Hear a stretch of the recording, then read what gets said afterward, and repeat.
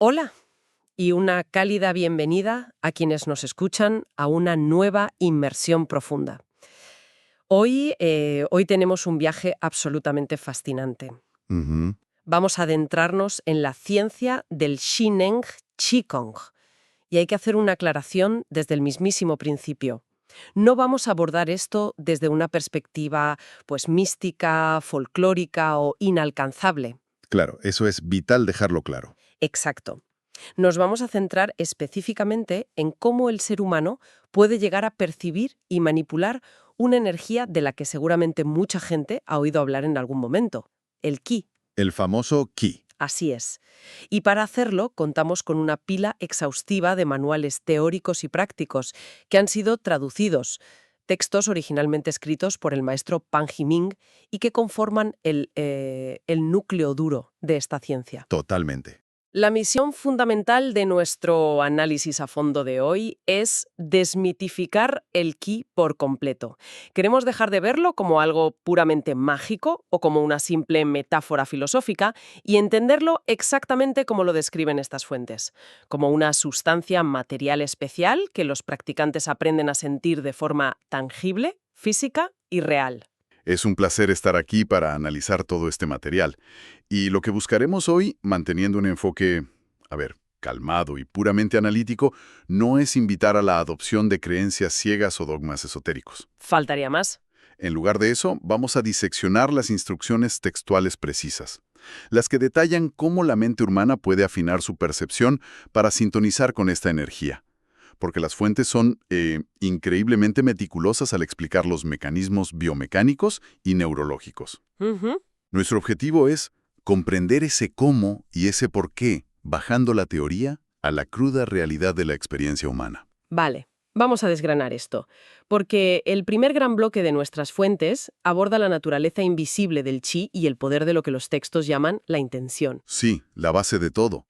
Basándonos en los manuales, se nos explica que el chi de la naturaleza es la forma más básica de materia que constituye el universo. Hay una frase antigua, citada en los textos, proveniente del filósofo Wanzi, que lo describe de una forma que, la verdad, parece un acertijo. A ver, Dice que su grandeza es sin exterior, su pequeñez sin interior. Es una frase muy poética, pero supongo que tiene una traducción mucho más práctica para la mentalidad moderna. totalmente. Para traducirlo a términos que podamos visualizar hoy en día, estamos hablando de una estructura que podríamos comparar con un fractal. O con la física cuántica, ¿no? Exacto. Conceptos de la física cuántica. Cuando el texto dice que su grandeza es sin exterior, significa que esta materia abarca la totalidad del universo conocido, desde las galaxias hasta el inmenso vacío espacial. Ya.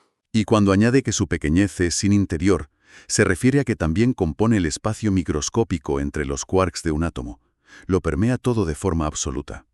Y el reto evidente que subrayan los manuales es que para la gente común en su día a día, esta sustancia es completamente invisible e intangible. Claro. Carece de una forma sólida que el ojo humano o el tacto no entrenado puedan registrar a simple vista. Y es ahí donde entra la pieza fundamental para cruzar el puente entre lo invisible y lo perceptible, la conciencia. Justo.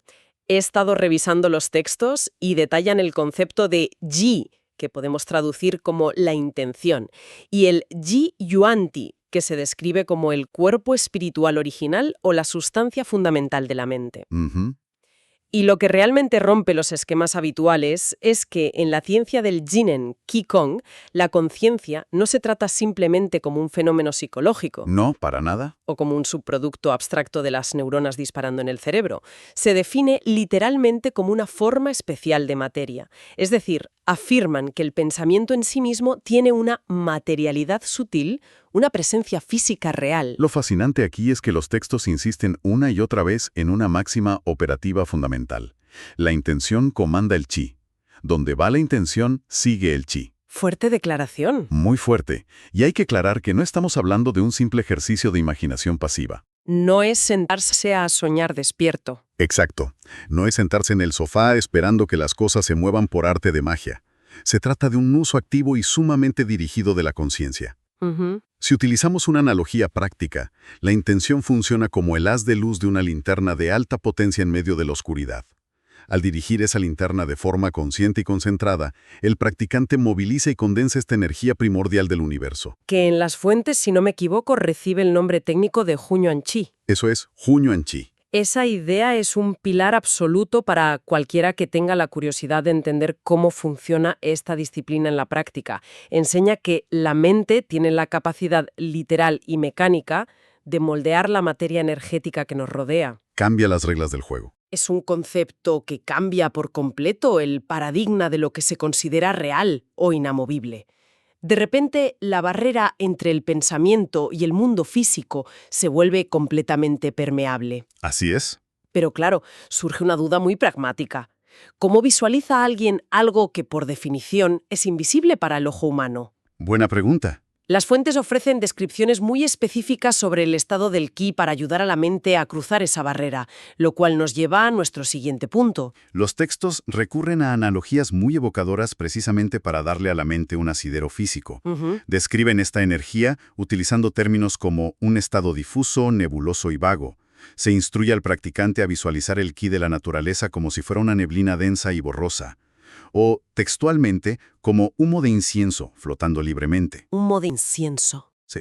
Buscan proporcionar una imagen mental que represente esa falta de límites sólidos, pero que al mismo tiempo posea una presencia material innegable en el espacio, porque el humo se ve y se siente. Y por lo que entiendo al leer los manuales, estas visualizaciones no son meros adornos literarios o poesía para relajarse antes de dormir. Tienen un propósito biomecánico profundo. Profundísimo. Al visualizar el chi como una neblina densa, el practicante está alterando lo que los textos denominan su sistema de referencia. Ese concepto del sistema de referencia es clave aquí. Sí. En términos sencillos, es el marco mental preestablecido con el que cualquier ser humano juzga lo que es sólido, lo que es vacío, dónde termina el yo y dónde empieza el exterior. La piel, digamos. Exacto. Al evocar la imagen del humo denso, se empieza a desmantelar esa división tajante. Las analogías físicas van aún más allá en los manuales. Hablan de la sensación de moverse a través de esta neblina densa. Ya. Se describe que llega un punto en la práctica donde el aire, que normalmente se percibe como un espacio vacío, en el que caminamos sin resistencia alguna, comienza a sentirse con una textura física real. Una de las metáforas que más me llamaron la atención, fíjate, es cuando describen que el cuerpo debe sentirse casi como si se moviera lentamente bajo el agua. Esa es muy gráfica. Es como intentar caminar por el fondo de una piscina. Esa resistencia fluida hace que el aire deje de sentirse vacío. Además, se menciona la instrucción específica de imaginar que se sostiene una bola de aire borrosa entre las manos y de fusionar la conciencia con la membrana de la piel. Sí. Parece que el objetivo es borrar los bordes físicos del cuerpo. Esa instrucción de fusionar la mente con la piel tiene un motivo anatómico y energético clarísimo. Al alterar el sistema de referencia y eliminar mentalmente la barrera rígida entre la epidermis y el entorno, se permite que el chi penetre en el cuerpo de manera uniforme. Los textos utilizan una metáfora agrícola muy ilustrativa para marcar la diferencia entre el Chinen Chikong y otras prácticas más antiguas. Comparan la distribución de la energía con el riego de un campo. Ah, ¿sí? Muchas prácticas tradicionales utilizan lo que denominan el riego por zanjas. Esto implica usar un esfuerzo mental enorme y muy forzado para empujar el chi a través de canales específicos o meridianos, como si se estuvieran cavando surcos estrechos en la tierra para que pase un hilito de agua. En cambio, el Chinen Chikong propone lo que llaman un riego por inundación. Eso es. Es un proceso mucho más fluido donde, al sumergirse mentalmente en esa neblina densa y disolver los límites de la piel, la energía lo empapa todo de forma natural, horizontal y completa. Sin resistencia. No hay necesidad de forzar el paso por rutas estrechas. Toda la tierra del cuerpo, todos los tejidos, se inundan de esta energía de manera simultánea. Exactamente. Aquí es donde se pone muy interesante, porque pasamos de las visualizaciones del agua y la neblina a los detalles físicos más impactantes y tangibles que recogen estas fuentes. Hablamos de la mecánica pura y dura. Vamos a ello. Mencionan un método principal llamado Penchi Guanding Fa. Sé que suena complejo, pero para desmitificarlo, los textos explican que básicamente se traduce como elevar el chi y verterlo por la cabeza. Sí, es un método fundacional. Es un método físico estructurado para recolectar esa energía del entorno. Y dentro de ese marco hay un ejercicio específico que parece ser la piedra angular para percibir la energía. El método de extraer o tirar del chi, conocido como la chi fa. La chifa, correcto. ¿Cómo funciona exactamente esto a nivel físico? Porque entiendo que no se trata solo de mover las manos al azar por el aire. Para nada, ahí radica el secreto práctico de todo el sistema. La biomecánica descrita para el La Chifa es milimétrica. Consiste en un movimiento continuo de abrir y cerrar. Ujú. Quienes lo practican deben separar y juntar las manos frente al abdomen, pero hay un detalle anatómico estricto. Los codos deben mantenerse pegados a las costillas en todo momento. Ah, como un eje. Exacto. Los codos actúan casi como bisagras o puntos de apoyo fijos. Al separar las manos hacia los lados y luego volver a juntarlas, manteniendo esa imagen mental de la esfera de energía que mencionábamos, empiezan a ocurrir fenómenos físicos muy concretos. Sensaciones reales. Sí, los textos desgranan 3 sensaciones tangibles exactas. 3 fuerzas que aparecen cuando la energía se vuelve lo suficientemente densa entre las manos. La primera de esas fuerzas se describe como una fuerza de empuje o resistencia. Ujú. Al intentar separar las manos o empujar hacia afuera desde esa esfera imaginaria, el manual dice que se siente una oposición literal. Es como si se estuviera empujando desde la espalda y los brazos encontraran una barrera física. Como un tope invisible. Sí, como un cojín invisible y elástico flotando en el aire. La segunda fuerza es la contraparte natural de la primera, una fuerza de succión. Cuando se intenta abrir o separar los brazos de esa esfera de energía, se percibe una fuerza interna que tira en dirección contraria. Hacia adentro. Eso es. Las fuentes lo describen como un vacío magnético. Podríamos compararlo con un recuerdo de la infancia. Es exactamente la misma sensación que cuando se intentan juntar o separar 2 imanes muy potentes por el mismo polo. Uy, sí, esa resistencia resbaladiza. Totalmente. Existe una especie de campo magnético invisible, pegajoso o imantado que impide mover las manos con libertad. Parece que el espacio mismo entre las palmas se vuelve denso. Y la tercera sensación documentada es la fuerza de expansión o magnetismo. Ujú. Quien realiza el movimiento siente como si hubiera un globo inflándose constantemente y llenando el espacio entre sus brazos. Los manuales van más allá y sugieren visualizar hilos finos e invisibles de ki que conectan los dedos y las manos de un lado a otro. Como una red. Exacto. Al mover las manos para abrir y cerrar, esos hilos energéticos se estiran y se encogen. Lo curioso es que esto provoca respuestas físicas neurológicas muy concretas, sobre todo en las puntas de los dedos. Sí, los manuales son muy claros al respecto. Hablan de hormigueo, un calor irradiante o una sensación de pesadez muy palpable en las manos. Todas esas sensaciones en las extremidades y el torso no se consideran en absoluto aleatorias. Los textos categorizan estas reacciones físicas bajo un concepto formal llamado los 8 toques. ¿Los 8 toques? Sí. Mencionan sensaciones que van desde el adormecimiento y la pesadez hasta un picor intenso o una sensación térmica de calor o frío. Claro. Lo que el manual explica de forma muy clínica es que un síntoma como el picor intenso es el resultado del ki real y verdadero fluyendo hacia la superficie de la piel. Intentando entrar. Exacto, intentando penetrar los poros que aún no están completamente abiertos. El adormecimiento, por otro lado, indica que el ki ya se está moviendo por los capilares del sistema circulatorio, pero que todavía encuentra ciertas obstrucciones, por lo que no fluye con total libertad. Hay una advertencia muy clara y casi severa en las fuentes sobre estas sensaciones. Muy estricta. Se aconseja encarecidamente mantenerse en un estado completamente natural ante estos estímulos. Si a alguien le pica horrores la piel de la cara o del brazo durante el ejercicio del Laki, la instrucción inquebrantable es no rascarse bajo ningún concepto. Cero rascado. Cero.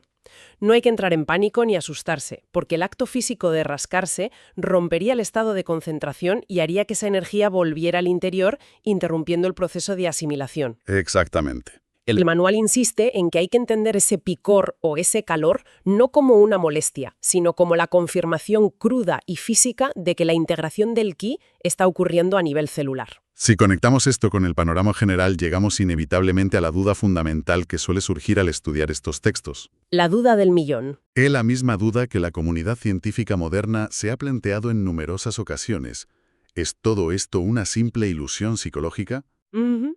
Es posible que estemos ante un caso masivo de pura sugestión mental generada por la hiperconcentración, posturas sostenidas y quizá ligeros cambios en la respiración, o realmente hay una manipulación de materia indetectable. Es una pregunta 100% obligada, porque si alguien visualiza muy intensamente que sostiene una bola de acero pesada o que intenta empujar un muro, es muy probable que sus propios músculos acaben tensándose por pura autosugestión, Claro, el cerebro reacciona. creando una resistencia ilusoria. La mente es lo suficientemente poderosa como para engañar al cuerpo imitando esas fuerzas de manera inconsciente. Las fuentes son plenamente conscientes de ese escepticismo y responden a la duda de manera categórica. Afirman que el ki es una realidad objetiva, medible y puramente material. Ya. Y lo más interesante es que no se escudan en citas de dinastías antiguas para probarlo.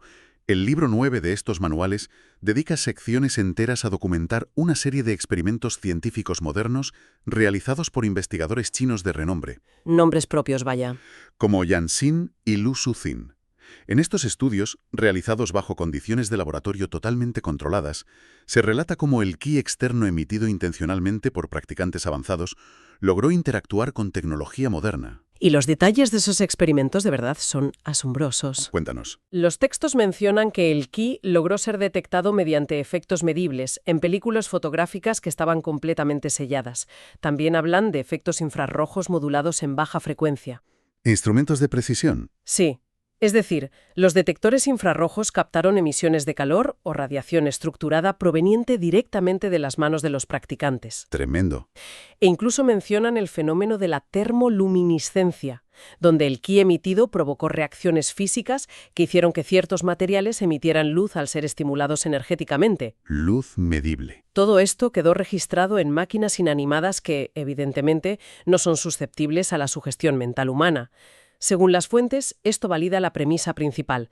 Esa sensación de densidad, ese empuje y esa succión como de imanes provienen de la manipulación de una materia real presente en el espacio. Profundos de relajación, la actividad de las ondas cerebrales cambia y el sistema nervioso se vuelve extremadamente sensible. En este estado, es común que surjan trampas subconscientes. Los textos denominan este fenómeno la lucha entre lo verdadero y lo ilusorio o el ataque de la realidad falsa. Suena intenso. Lo es. Advierten de forma estricta que, mientras las sensaciones físicas de expansión, calor y magnetismo en las manos son indicadores reales del flujo material de ki, cualquier otro fenómeno espectacular que aparezca en estados de quietud suele ser una trampa neurológica. Sí, la sección de los manuales que habla de las alucinaciones es fascinante. Sí, Describen cómo algunos practicantes, al alcanzar cierto nivel de calma y aislamiento sensorial, de repente empiezan a tener visiones místicas. Relatan ver a figuras de inmortales de la mitología, observar deidades como budas dorados flotando por la sala, claro, imagínate. o incluso aseguran escuchar voces nítidas que les dan instrucciones secretas o les revelan supuestos misterios del universo. Y la postura de la ciencia del Chinen Chikong ante esto es totalmente tajante y desmitificadora. Cortan por lo sano. Afirman que son simples y llanas alucinaciones. Son proyecciones holográficas que surgen porque el sistema nervioso está hiperestimulado por el tremendo bienestar que produce el flujo del chi. Eso es. El cerebro, al no estar acostumbrado a esa cantidad de energía fluyendo, empieza a inventar narrativas visuales y auditivas para darle sentido a lo que está sintiendo de repente. La regla de oro, innegociable, que establecen las fuentes ante estos fenómenos, es ignorar por completo las visiones. Hay una frase recurrente y muy severa en las instrucciones. ¿Cuál? Ver y oír son todos falsos. ¡Wow! El manual advierte que si alguien le presta atención a esa voz misteriosa o se queda embelesado mirando la visión del Buda, su mente inmediatamente se dispersa. Pierde el foco. Al dispersarse la mente, la intención deja de estar enfocada, el chi se desordena caóticamente y el practicante cae en lo que los textos llaman misticismo excesivo o superstición. Una pérdida de tiempo, básicamente. Literalmente. El progreso real y seguro se logra manteniendo un ancla en la realidad objetiva, es decir, centrando la atención puramente en la sensación material y física del cuerpo, en cómo el chi fluye, pica, calienta y se condensa, rechazando firmemente cualquier película de ciencia ficción que el cerebro intente proyectar. Entonces, ¿qué significa todo esto? Esa es la clave. Si juntamos todas las piezas de este inmenso rompecabezas teórico y práctico, Significa que el entrenamiento detallado en estas fuentes no tiene nada que ver con prácticas chamánicas para comunicarse con espíritus o deidades. Para nada. Es más bien un proceso de refinamiento casi tecnológico. Es una calibración milimétrica del sistema nervioso central y de la propia conciencia. Exacto. Se trata de afinar el cuerpo humano, como si fuera una radio antigua, para percibir una longitud de onda material, el chi, que siempre ha estado ahí, rodeándonos, fluyendo en el espacio vacío, en la naturaleza y en las estrellas. Siempre presente. Es solo que el ser humano común, absorbido por el estrés y el ruido ensordecedor de la vida diaria, simplemente no tiene la antena sintonizada adecuadamente para captar esa frecuencia. A modo de resumen de este denso análisis, hoy hemos observado un viaje verdaderamente transformador. Sin duda. Hemos visto cómo un concepto que durante milenios se ha considerado patrimonio exclusivo de la filosofía oriental se transforma a través de instrucciones metodológicas extremadamente precisas en una disciplina palpable. Muy física. Una práctica científica donde la energía universal primero se visualiza como una neblina densa, luego se empieza a percibir físicamente a través de la piel, sintiendo la resistencia de moverse como bajo el agua. Y finalmente, se comprueba de forma innegable en el propio cuerpo, mediante fuerzas mecánicas de empuje, succión magnética y calor entre las manos. Representa literalmente el puente donde el pensamiento abstracto choca y se fusiona con la materia física. Es, en esencia, la mente humana aprendiendo a reconocer y a tocar con las manos la base misma de la realidad que la rodea. Esto plantea una pregunta importante. Adelante. Una reflexión profunda para llevarse a casa y considerar con calma tras asimilar todos estos conceptos. Te escuchamos. Si, como documentan exhaustivamente estas fuentes, la conciencia humana y la intención fuertemente concentrada tienen la capacidad material, objetiva y real de interactuar con la energía básica del universo. Sí. Si resulta posible, mediante entrenamiento metódico, tirar de esa energía, condensarla en el aire y organizarla hasta el punto de que instrumentos de laboratorio modernos puedan medir reacciones infrarrojas y luminiscentes. Ya veo por dónde vas. Entonces, ¿cuánto de nuestro entorno cotidiano, de nuestra salud física o incluso de nuestra realidad colectiva como sociedad está siendo moldeado constante y silenciosamente por los pensamientos dispersos, las ansiedades crónicas y las intenciones inconscientes que emitimos cada santo día? ¡Qué barbaridad de pregunta! Si la mente es verdaderamente una fuerza material que moldea la estructura de la realidad, tomar las riendas de nuestra propia atención y de nuestros pensamientos adquiere una dimensión y una responsabilidad completamente nuevas. ¡Qué reflexión tan inmensa y poderosa para cerrar! Es un recordatorio contundente del tremendo impacto y la responsabilidad que conlleva el simple acto de decidir dónde ponemos nuestro foco mental cada mañana. Agradecemos enormemente a quienes nos han acompañado a lo largo de esta inmersión profunda.